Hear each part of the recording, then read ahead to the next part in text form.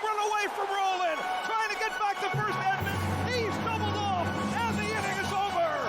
Andy Chavez saved the day. Anthony for three. Bang! That one goes down, and the game is tied. Bing bong. Anthony for three. Puts it in. Knicks by one with 8.2 remaining. Ball game over. Yankees win. The Yankees win. They kick the Giants to the Super Bowl. Snap is good. Kick on its way. Engelbrandt, does it have the distance? It is good. Lawrence Tynes has kicked the Giants to the Super Bowl. The Giants have won the Super Bowl. Can't wait. When it comes to talking sports, they're the authority. It's Bob Walters and Brett Grasso. It's Locked Up Sports, and it starts now. Bring 'em out, bring 'em out, hey. Bring 'em out, bring 'em out, yeah. Bring 'em out, bring 'em out, hey. Bring 'em out. Here we go. Bob Walters. This is Locked Up Sports, coming to you live from the Brian Gunzel Studios in Sunnyside, Queens. Welcome to the show, everybody. Welcome to the show. It is the day after Yankee Elimination Day, and there's a whole lot of questions. There's a whole lot going on. The Giants and Jets were winners yesterday. They continue to play well. The Yankees, we'll start with the Yankees, though, and of course, what can you say? The Yankees were terrible. They got swept away. They lost at home. They have now their last five. Here's their last five ALCS appearances. 2010 lost to the Rangers. 2019 Astros. 2017 Astros. 2012 Tigers. 2010 Astros. That's their last. I'm sorry, I named 2010 twice, but that's their last five ALCS appearances. All losses. 3 of them to the Astros, once to the Tigers, once to the Texas Rangers. And, hey, I'm sorry. You Yankee fans set the bar. It's unacceptable, right? It's unacceptable. The only thing acceptable is championships and rings. Well, you've been trying for 28 now since 2009. 13 years. It's a long drive. That's a long drive to 28. I'll tell you that much. That is a long drive to get number 28. And Cashman, boom, Cashman.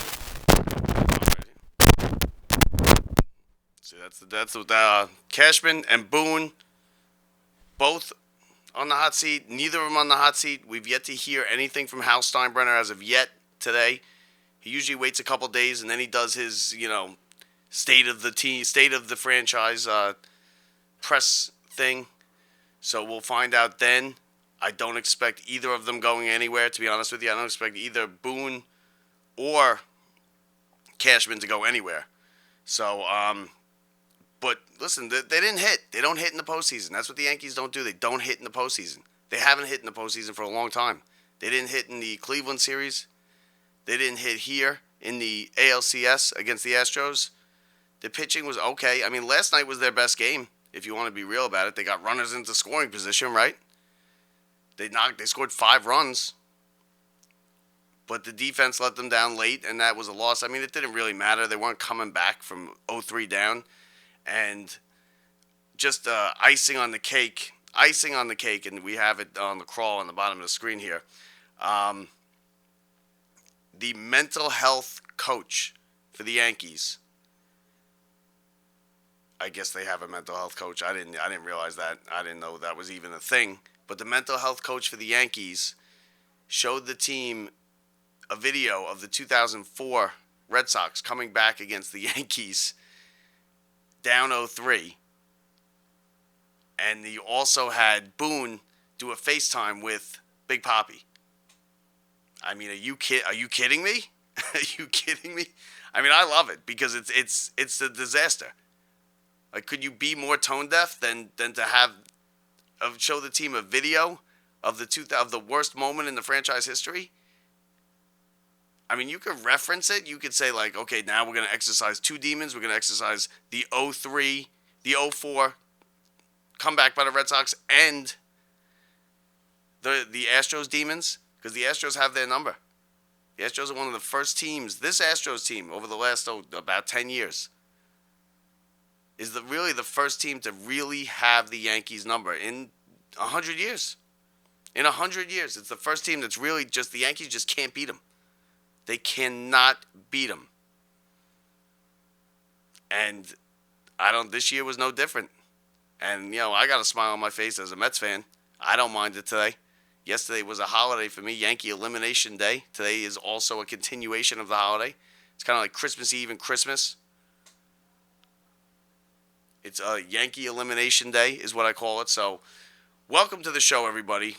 I'm Bob Walters. We are streaming live on Twitch. We are also bonus content here. I'm by myself. Usually I am with my partner, Brett Grasso. You can find us on lockedupsports.net. We have a podcast. We do the podcast every Friday night, every Friday afternoon, Friday night. It gets released Friday night or Saturday morning, every new episode. We have good guests. You see the book right here. That's the new one from one of the greatest sports authors of a generation, Jeff Pearlman. He will be our guest this Friday. If you watch the Lakers Showtime thing this summer, or the Mets, How the Bad Guys Won, or The Bad Guys Won, it's called. These guys got books on. He's a great author. Read this one, just finished it. It's a great read. Hits the shelves, I believe, Thursday or Friday. It's available. Amazon, wherever you get books. We are available wherever you get podcasts. Also at lockedupsports.net. We're sponsored by SeatGeek. SeatGeek, a better place to get tickets. As a gift for you guys for watching and listening, you get $20 off your first order of $50 or more. So go get some tickets, Rangers tickets or Knicks tickets, and you get $20 off your order by entering the promo code LockedUpSports at checkout, and you'll get the $20 discount. So let's get started now again on the Yankees. The Yankees, listen, it is what it is. They can't beat Houston. It's another failed season. They were comparing this team to the 98 Yankees in, June. How far the fall has happened since then. So, last night, it was an error. It was a short, easy 4-6-3 double play. Glaber just threw a bad toss to second, and it went into short right field. It set up back-to-back singles by the Astros to give them the lead. The Yankees had a 5-4 lead at that point. They ended up losing 6-5. They went quietly, 6 in a row after that. Judge made the final out with a comebacker to the pitcher. And is that Judge's last at bat in a Yankee uniform? I don't think so. I happen to not think so, but I think that, if he's going anywhere, he's going to go to the Giants. He grew up a Giants fan. He's a big Giants fan. He recognizes Bond's record as the record. 73 is the home run record. He holds the American League record. So there's that. As far as the series goes and the game went last night, I don't know why. They played well. They played well for most of it. They got Cortez didn't have his good stuff. He didn't have his real good stuff, but he battled through. He pitched well. He left the game with a lead, but the Yankees couldn't get the clutch hits. The Astros did. The Astros got clutch hits. The Yankees didn't. The Yankees got almost no hits. They struck out 40-something% of the time. 40-something% of their bats were strikeouts. You're not going to win anything doing that. Their batting average in the series was 162. 162. So, you all saw it. Just by watching it, they didn't do anything. The Yankees went quietly almost every inning. Like I said, last night was their best game. They actually got runners to second and third. That Game 3, they only got one runner to third. One runner touched third base in Game 3. They had Cole on the mound. They took Cole out inexplicably early. In the fifth inning, he still had more to go. It was kind of he didn't say so much as he was upset about it in the post game, but you could tell he didn't want to come out. And that's it. The baseball season here in New York is over. we still have the World Series. The Philadelphia Phillies finished off the Padres yesterday, 5 games there. So neither of the league championship series were really great series. You know, they were a sweep on one side, a 5-game series on the other side. Yesterday's game was wild between the Phillies and the Padres. Bryce Harper with an 8th inning, two-run homer to the opposite field. And Philadelphia collectively exploded all as one because that place was going crazy. And it was a great call. I don't know who had the game, but it was a great call with the swing of his lifetime. So that's probably what that would be called. You know, the swing of Harper's lifetime, as he sent the Philadelphia Phillies to the World Series for the first time since 2009 when they lost to the Yankees. And you know, listen, as a Mets fan, I can't root for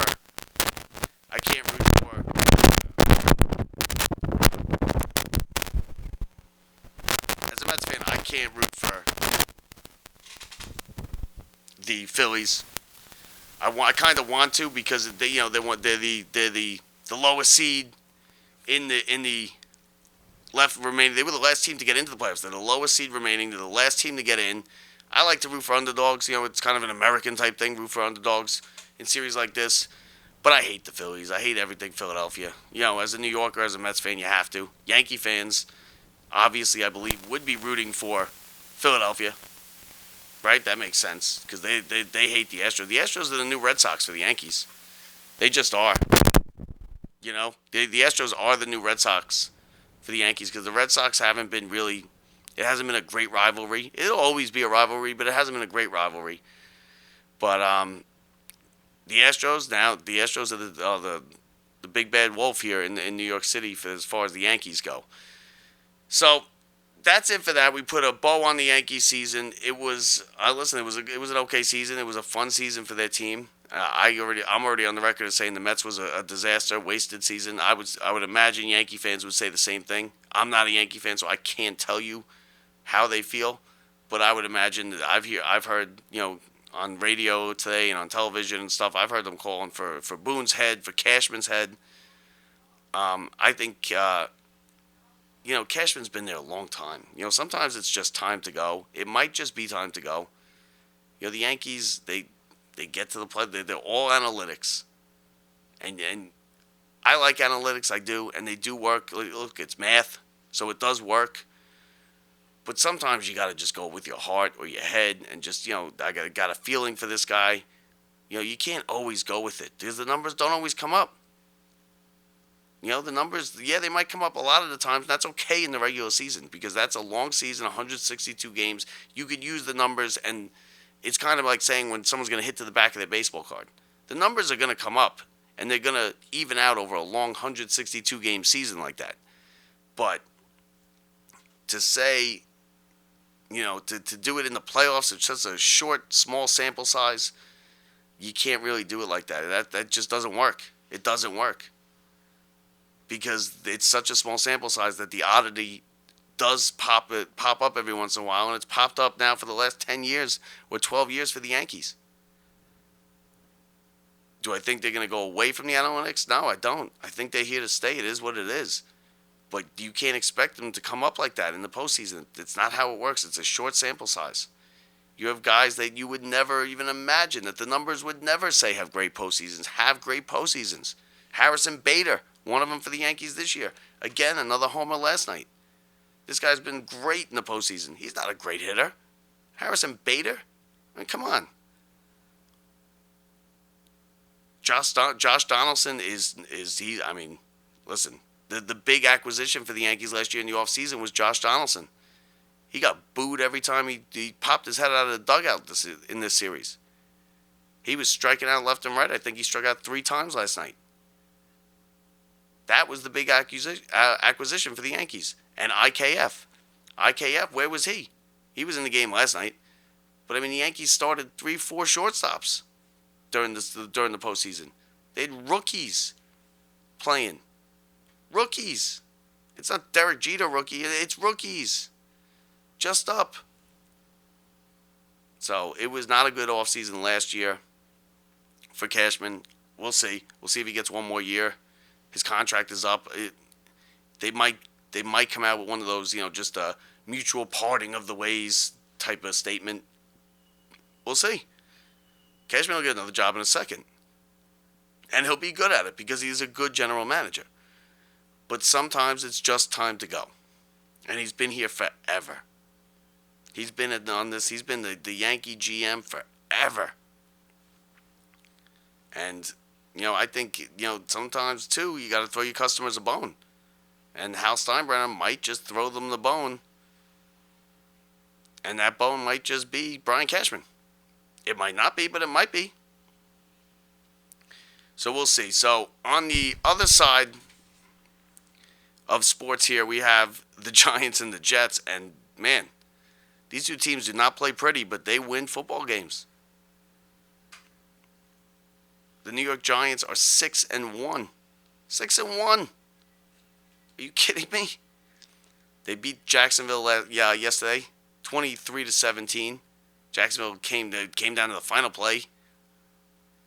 Giants, let's see, who was the Giants are holding the guy at the 1 yard line, so it was 1 yard short. 1 yard short, I always think of Kevin Dyson in the Super Bowl against the Rams for Tennessee. But the Jaguars came up 1 yard short. Listen, Trevor Lawrence is going to be a real good quarterback in this league. He's got a hell of an arm, and you could see it on display yesterday. And ETN is going to be a big star in this league too. That Jacksonville team is going to be good in maybe next year, maybe as early as next year. They're going to be a good team. Trevor Lawrence is going to be a big quarterback in this league, and ETN just got to figure out how to hold on to the ball.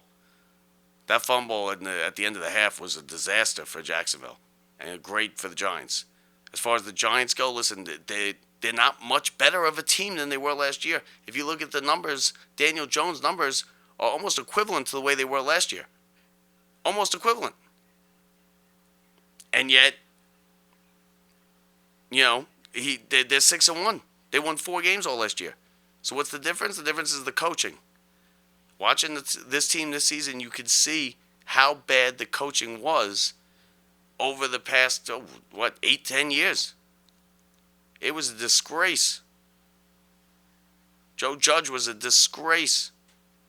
The whole coach, all of them, they've all been, and even some of the players that they had that you didn't think were going to be any good. Slayton making good catches, making big plays. Saquon is having maybe his best year since his rookie year, at least.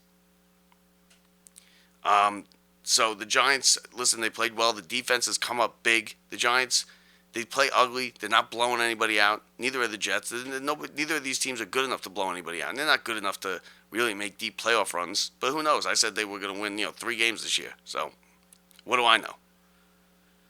So you never really, you have no idea. Jones has now 3. Does he have 3? No, I'm sorry. He has 5 come from behind winning drives he's engineered this year. 5. And listen, is he Eli Manning? No, not yet. Let's calm down with that. Is he, I think he is what he is. I don't think he's a good quarterback, and I still don't think he's going to be the Giants quarterback next year. I still don't think the Giants, the brain trust of this organization is going to want him as the quarterback. He's not their guy. And he's not really playing good enough where it's, oh my God, we got to keep Daniel Jones. Maybe they franchise him. Maybe. But I think that would be just a holdover until they could get their guy, get their quarterback. But listen, they're not going to have the high draft pick that you thought they would have after this year. So we'll see what they do. It's at least now a question whether they keep Daniel Jones moving forward or they do not keep Daniel Jones moving forward. Saquon is another one. I don't know what they do with him either. Because you know what, running backs, when they go downhill, they go downhill real fast. And he's entering his 6th year next year, and he's on borrowed time now as far as running backs go. He's on borrowed time. It's like 58 years old in running back years. The Giants have been, are they it's the easy schedule. Do they have an easy schedule? They have had an easy schedule, but they beat the teams on it. And that's all you can do. You don't apologize for wins in the NFL, and you beat teams on your schedule. And that's what they've done. The games we thought they would lose, the Baltimore and the Green Bay games, they won. And again, it was ugly. It was an ugly game yesterday. The Giants took the lead 7-0, and then Jacksonville went down. They scored the touchdown. They went for 2, which is, that's risky. They got it. You got with ETN running into the end zone for the 2 points, and it ended up being a huge play because they missed an extra point later in the game. So it kind of evened out. So that was 8-7. Before the half was the turning point in this game. I think the turning point was Jacksonville going in for a score towards the end of the half, and ETN fumbling it off his leg into the end zone, and the Giants recovering it, and then going down and kicking a field goal. That's possibly a 10-point turnaround right there. That's a 10-point swing. So, the Giants at half, they had a 13-11 lead right out of the break. ETN, another big run. Listen, he's going to be a good, like I said, just if you're a Jacksonville fan, this Jacksonville team's going to be good. This Jacksonville team's going to be good. Jones threw a big pick in the fourth quarter again. This is now twice. Twice he's been bailed out by penalty flags. He threw a big pick over the middle. It was a bad throw. It was a bad decision. Last week he did it in the end zone late in the fourth quarter with against Baltimore. He did it yesterday, and he got a roughing the passer. So he benefited again from a penalty flag. Listen, you can't be making throws like that. It was not the roughing the passer that made him make that decision to make that throw. Right over the middle, right into the guy's arms. Giants would have lost the game now. They would have had 2 straight losses.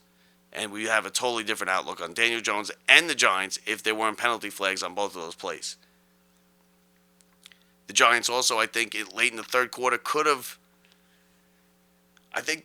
they went for it on the 2-yard line. Jacksonville 2-yard line. Fourth and goal. They went for it. They didn't get it. I would have kicked the field goal. I think it was a little early to be leaving points out there. But, they got it back with the defense. I think it was either the next drive or 2 drives later when Jacksonville did the same thing and they couldn't get it on 4th and 1 when the Giants defense held up. The Giants defense has been reliable. It's been solid, and it's been bend but don't break. They're not a dominating defense. They're not holding teams to no points and 3 point. They're not the 85 Bears or the Ravens of 2000. They're not. But they are a solid defense that plays good situational football, and they make plays when they have to make plays. And that's what the Giants have been. They should have taken the Giants' offense. I think it's one of the few decisions that I could get on Dable about making this entire year so far through the first 7 games. Is I would have taken the points there, and it would have made it in the long, Monday morning quarterbacking it during the game. It would have made it, not as stressful down the stretch there to hold him at the 1-yard line on the last play of the game. Another critique I had for the Giants yesterday was Saquon. Saquon went out of bounds on 3 plays when the Giants were trying to run clock. He got pushed out once, but he went out of bounds 3 plays, and it stopped the clock. And it's the reason why Trevor Lawrence had some time left on that final drive to get down and at least have a shot. Now, he's got to throw that ball in the end zone. Trevor Lawrence cannot throw that ball to the 1-yard line like he did. And he'll learn that. You can't throw that into the end. You have to throw that into the end zone, I should say. You have to. But he didn't, and the Giants made a tackle, held him up until he got help from the rest of the defense, came over, and the Giants win the game by 1 yard and 6 points, 23-17. They are 6-1 a game behind the Philadelphia Eagles. The Jets with 2 devastating injuries on top of a great win. The defense played great again. Listen, Denver's no good. The Jets aren't very good yet either. But that was a good win. But the injuries are devastating. And they're going to cost this team listen, were they going to the playoffs? I don't know. But these 2 injuries to the running back, and what are you going to do? It's an ACL tear. They're both out for the season. The Jets are going to now, they're going to struggle. They're going to struggle. But we'll say Zach Wilson, he's managing the games well. He's playing well. He's not making mistakes. The Jets got a pick. The Jets defense played well. This was a boring game to watch. It was 3 and outs, just back and forth, 3 and out, 3 and out, 3 and out. Denver's a disaster. Denver's no good. The Jets are getting better. It looks like they got the pieces in place. They are now 5-2. They will have a chance at the playoffs. They could ring off a couple wins. But we will see there. But those 2 injuries are devastating for the Jets. As they came out, the defense played well. The defense stopped them every time they needed to. The Jets were 3 and out from the mid-second quarter until mid-fourth quarter. The Jets were 3 and out almost every time. And they didn't have the field position. And they couldn't flip the field position because they weren't even getting first downs. It was 3 and out punt. Denver would get good field position. The Jets defense would hold. Then again. And the Jets were actually losing a couple yards each time with the 3 and outs. I mean, they'll get better. Jets are young. Jets are a good team. They seem to be decently coached. I had a problem with Saleh in the beginning of the season. I don't anymore. I think he's kind of coming around. Zach Wilson looks like he looks like a good quarterback. He's going to be a good quarterback. I was very impressed with Trevor Lawrence yesterday. I'll tell you, very impressed. He has a gun. It's almost like a Brett Favre type arm. I would compare him to. As hard as he throws the ball. So, that's the couple of minutes I pretty much wanted to give you. I want to thank everybody for tuning into our first live stream here. Like I said, here's the book right here. The Last Folk Hero, Bo Jackson, written by Jeff Pearlman. Pick it up this week. We will have him on Locked Up Sports on Friday. You'll be able to download the show probably by Friday evening. You're not going to want to miss this one. You're not going to want to miss it. It's also going to be a Football Friday. It's our first show without baseball, so we're going to delve into the Knicks a little bit and the Rangers, and we'll get that going. We'll get the ball rolling there. 2 weeks after this week, on the 11th, we have another big guest. We have listen, he's the best special teams coach of all time. He was the Jets special teams coach, and he's going to be here on our show on November 11th. So, the coach is coming on. This week, though, Jeff Pearlman, it's our biggest guest yet. He is a good guy. We might even get into a little politics with him because he is a big liberal. We'll talk about how Trump really didn't win the election. He's a Mets fan. He's my kind of guy. We're going to have a good time. I'm excited to talk with Jeff Pearlman and talk to him first and foremost about this book and about the 86 Mets book that he wrote. So, that's it for me, everybody. Thank you for watching. Thanks for listening. Remember, head to SeatGeek for your tickets. Locked Up Sports is the promo code. I'm Bob Walters. We'll talk to you Friday, everybody. See ya.